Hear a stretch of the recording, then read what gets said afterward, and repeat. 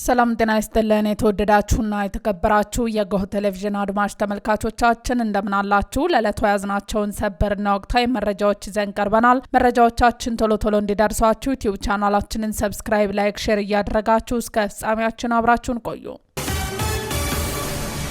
በቅድሚያ የባህር በር ለኢትዮጵያ የህልውና ጉዳይ ነው ሲሉ ጠቅላይ ሚኒስትር ዶክተር አብይ አህመድ ተናገሩ። ጠቅላይ ሚኒስትር ዶክተር አብይ አህመድ በ39ኛው የአፍሪካ ህብረት የመሪዎች ጉባኤ ላይ ባደረጉት ንግግር ኢትዮጵያ በሰላማዊ አማራጮች አስተማማኝ የባህር በር ተደራሽነትን ማረጋገጥና መሰረታዊና የማይታለፍ ጉዳይ መሆኑን በጽኑ ገልጸዋል። እንደ ኢትዮጵያ ያለ ከፍተኛ የህዝብ ቁጥር ያላት ሀገር ከዓለም ጋር የምትገናኝባቸው አማራጮች በስፋት ለቀጣይ እድገቷ ወሳኝ መሆኑን አጽንኦት ሰጥተዋል። የህልውና ጉዳይ አስተማማኝ የባህር በር ማግኘት ለኢትዮጵያ ቀጣይ እድገትና ህልውና ወሳኝና የማይታለፍ መሆኑን ገልጸዋል። የመሰረተ ልማት ትስስር በሀገሪቱ እየተገነቡ ያሉ የግዙፍ የአየር የቴሌኮምና የመንገድ መሰረተ ልማቶች ውጤታማ እንዲሆኑ የባህር በር ተደራሽነት የግድ እንደሚያስፈልግ ጠቁመዋል። ሰላማዊ አማራጭ ጥያቄው በሰላማዊ መንገድ በጋራ ተጠቃሚነትና በቀጣናዊ ትስስር ላይ ተመስርቶ ሊፈታ እንደሚገባ ታምኖበታል። አህጉራዊ ጉዳይ ጥረቱ ከኢትዮጵያ አልፎ ለቀጠናዊ እድገትና ለአፍሪካ ህብረት አጀንዳ 2063 ግቦች መሳካት ትልቅ ሚና ይጫወታል። ኦሮሞን ዘርፋችሁ በሰላም ለመኖር እንዳታስቡ ሲሉ የኦሮሚያ ክልል ምክትል ፕሬዝዳንት አስጠነቀቁ። ከትናንት በስቲያ አንስቶ የጨፌ ኦሮሚያ ምክር ቤት ስብሰባ አድርገዋል። በዚህ ስብሰባ በርከት ያሉ አነጋጋሪ ሀሳቦች ተሰንዝረዋል። የኦሮሚያ ክልል ምክትል ፕሬዝዳንት የሆኑት አቶ አውሎ አብዲ ያደረጉት ንግግር ትኩረትን ስቧል። ምክትል ፕሬዝዳንቱ ኦሮሞን የሚሰርቅም ሆነ የሚዘርፍ አካል በሰላም መኖር ስለማይችል መጠንቀቅ አለበት ሲሉ ጠንካራ ማስጠንቀቂያ ሰጥተዋል። በተመሳሳይ ከሁለት ሳምንት በፊት የክልሉ ፕሬዝዳንት አቶ ሽመልስ አብዲሳ በሙስና የሚያስቸግራቸው አካል ካለ በቦክስም ጭምር ግጠሟቸው ሲሉ መናገራቸው ይታወሳል። አቶ ሽመልስ በትናንቱ የጨፌ ጉባኤ ባደረጉት ንግግር ኦሮሞ ከልማት ተገፍቶ ካለው ሀብት እንዳይጠቀም የተከለከለ የነበረ ሲሆን ከለውጡ ዓመታት ወዲህ ግን እድሉን እንዲወስን ያለውን እምቅ ሀብት እንዲጠቀም መደረጉን ሲናገሩ ተደምጠዋል።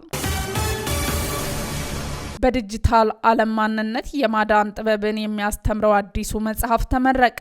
በአሁኑ ዘመን የሰው ልጅ ትኩረት ትልቁ የገቢ ምንጭ በሆነበት የትኩረት ኢኮኖሚ ውስጥ ራስን እንዴት መጠበቅ እንደሚቻል የሚያትተው መጽሐፍ ተመርቋል። በዶክተር አብዲ በሽር ሰይድ የተደረሰው ይህ መጽሐፍ በዓለም አቀፍ ደረጃ እየተካሄደ ያለውን ትኩረት ቀውስና ይህንን ወረራ ለመመከት የሚረዱ ስልቶችን በጥልቀት ይዳስሳል። በብሔራዊ ቤተ መዛግብትና ቤተ መጽሐፍት አገልግሎት ወይም መዘክር በተከናወነ ነው። በዚህ የምረቃ ስነ ስርዓት ላይ አንጋፋው አርቲስት ስዩም ተፈራን ጨምሮ በርካታ ጥሪ የተደረገላቸው እንግዶች ታድመዋል። መጽሐፉ ትኩረት እንዴት የማንን ጉዳይ ይሆናል የሚለውን መሰረታዊ ጥያቄ በማንሳት በዲጂታል መሳሪያዎችና በማህበራዊ ትስስር ገጾች የሚሰርቀውን የሰው ልጅ አእምሯዊ ንቃት ለመመለስ የመፍትሄ አቅጣጫዎችን ያመለክታል። ደራሲው ትኩረት በአሁኑ ዘመን እንደ ገንዘብ የሚቆጠር ትልቅ ሀብት መሆኑን በማብራራት ይህንን ሀብት ወደ ኢኮኖሚ ጥቅም መቀየር የሚቻልበት መንገድ በምክንያታዊና በአንጻራዊ የአጻጻፍ ስልት ለአንባቢያን አቅርበዋል። ደራሲው ዶክተር አብዲ በሽር በሐረማያ ዩኒቨርሲቲ በመምህርና በተለያዩ የመምህራን ስራዎች የሚታወቁ ሲሆኑ የአዲሱ ስራቸው በ107 ገጾችና በ70 ምዕራፎች ተቀንብቦ ለንባብ በቅቷል። መጽሐፉ በአሁኑ ወቅት በ320 ብር በገበያ ላይ የሚገኝ ሲሆን በተለይ በቴክኖሎጂ ተጽዕኖ ውስጥ ላለው ወጣት ትውልድና ለምሁራን ታላቅ ግንዛቤ የሚሰጥ መሆኑ ተገልጿል። የትግራይን ወጣት ለጥፋት አትማግድ የሴራው ሰለባ ትሁን ሲል ዶክተር አብርሃም በላይ ተናገሩ።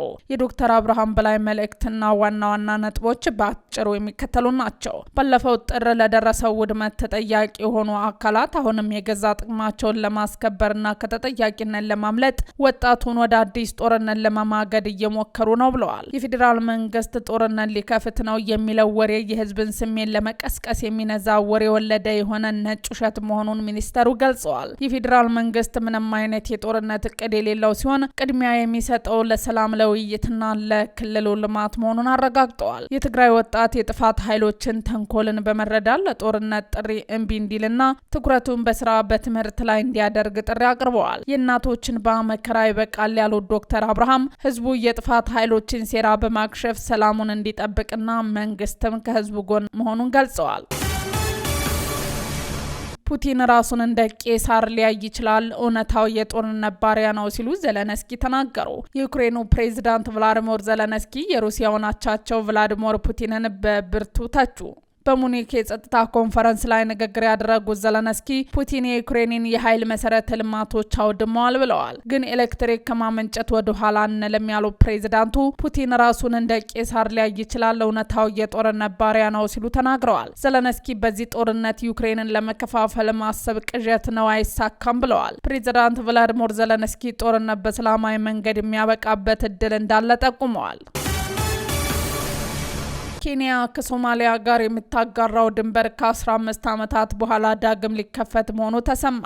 ኬንያ ከሶማሊያ ጋር የምታጋራው ድንበር በአልሸባብ ጥቃት ምክንያት ከተዘጋ ከ15 ዓመታት ገደማ በኋላ በሚያዝያ ወር ሊከፈት መሆኑን የኬንያው ፕሬዝዳንት ዊሊያም ሩቶ ማስታወቃቸውን ቢቢሲ ዘግቧል። መቀመጫውን በሶማሊያ ያደረገው አሸባሪ ቡድን በኬንያ ውስጥ በርካታ ከባድ ጉዳትን ያስከተለ ጥቃቶችን ፈጽመዋል። እንደ አውሮፓውያን አቆጣጠር በ2013 በዋና ከተማዋ ናይሮቢ በሚገኝ የገበያ ማዕከል ላይ የፈጸመው ጥቃት 67 ሰዎችን ሲገድል ከ2 ዓመታት በኋላ ለጋሪሳ ዩኒቨርሲቲ ላይ የፈጸመውን ጥቃት ደግሞ 148 ሰዎችን ሕይወት ቀጥፏል። ድንበር የመክፈቱ እቅድ ከዚህ ቀደም እንደ አውሮፓውያን አቆጣጠር በ2023 ይፋ የተደረገ ቢሆንም በተለይም የተፈጸመው ጥቃቶች ድንበር የመክፈት ዝግጁነትን አራዝመውታል። ፕሬዚዳንት ዊሊያም ሩቶ እንደገለጹት ሁለቱ ሀገራት የሚያጋሩትን ድንበር ለመክፈት የታሰበው ከዓመታት የጸጥታ ምዘና በኋላ ሲሆን እርምጃው የደህንነት ስጋት እንዳያስከትል ከፍተኛ የጸጥታ ኃይል እንደሚያሰማራም አክለዋል። ኬንያ በድንበሩ አካባቢ የሚንቀሳቀሱ ህገወጥ የጦር መሳሪያዎች መኖራቸውንና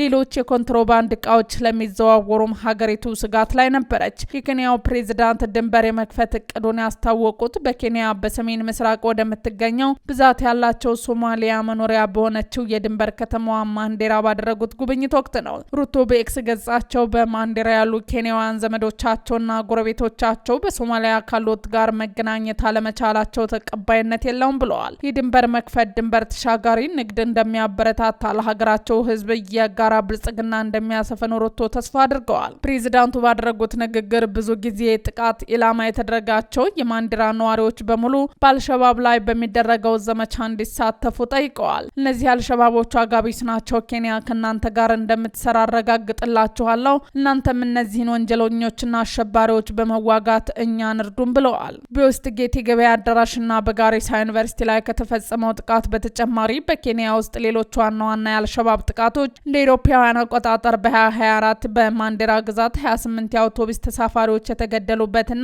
ከ5 ዓመት በኋላ ደግሞ በናይሮቢ የሚገኝ ሆቴል ላይ በተፈጸመው ጥቃት 21 ሰዎች የሞቱበት ይገኙበታል። ኬንያ እንደ አውሮፓውያን አቆጣጠር በ2015 በወታደራዊ ስጋት ምክንያት በሁለቱ ሀገራት የጋራ ድንበር 680 ኪሎ ሜትር ርዝመት ላይ የአጥር ግንባታ የጀመረች ቢሆንም ከ3 ዓመታት ገደማ በኋላ 10 ኪሎ ሜትር የሽቦ አጥር ብቻ በ35 ሚሊዮን ዶላር ወጪ ከተገነባ በኋላ ፕሮጀክቱ ታግዷል።